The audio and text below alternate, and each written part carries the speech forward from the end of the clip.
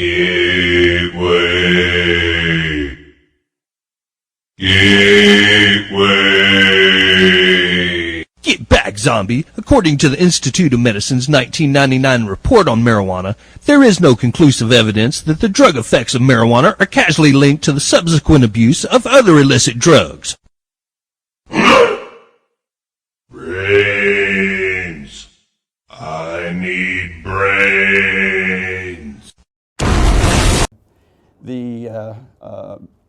At any one time, you can see the estimates, about 15 million users of marijuana.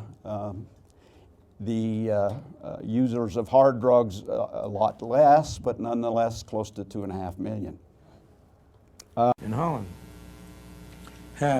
do not prosecute soft drugs like marijuana.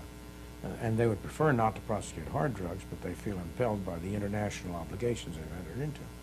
And there's no doubt the consumption of marijuana by young people has gone down.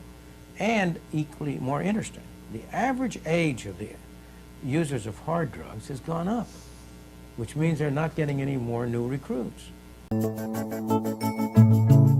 Next to the Reagan era Just Say No to Drugs, the gateway theory about marijuana, I think, is one of the relics that survived from reefer madness, and a comment that we hear repeated back to us in many forms in our culture.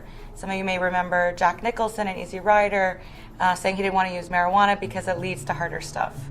Well, this theory of the gateway theory, that the act of using marijuana will make you all of a sudden need heroin, cocaine, or speed, is absolutely false. And in fact, it has been completely disproved actually through government spending. The use of marijuana does not in any way lead you to use other drugs. Now, that being said, there is a gateway around marijuana, and there's a gateway to other illicit substances. And that is that unless you're in a very specific state that has a medical marijuana law, if you need marijuana as medicine, you're going to have to go to an illicit dealer. You're going to have to go to the illicit market to try to find this medicine. And often, those dealers, unlike the medical cannabis dispensaries and various medical cannabis states, they don't just sell marijuana. They sell other things. And so if you're there, with a dealer looking for marijuana, he may offer you another substance. And in that way, it is actually the laws around marijuana that are the gateway to other drugs, not marijuana itself. Okay, well, let's talk gateway theory. Everyone's marijuana is the gateway drug. And that's it's another fallacy. We're gonna hear if you legalize it, we lose a generation. What do you think of that? Marijuana is not the gateway drug. How so? Because that title is owned by cigarettes and alcohol. Really? Ask any kid, they're introduced to cigarettes and alcohol way before marijuana. Way before marijuana. I know I was when I was young. I tried cigarettes first, then I tried alcohol, and then when I was 17, I tried marijuana a couple times. And like the president, I inhaled because that was the point. But luckily, I had that support and I went in the right direction. But those are the gateway drugs. Nicotine is the most addictive drug out here. Alcohol is one of the most destructive drugs out here. No one's ever overdosed from marijuana consumption. But as we sit here and talk today, we have people dying from alcohol poisoning. We have people dying from cirrhosis of the liver, and who knows, and many other ailments that are associated with alcohol consumption. Alcohol and cigarettes are gateway drugs, not marijuana. So we need to end that right now. We need to dispel that lie that's been put out there for decades.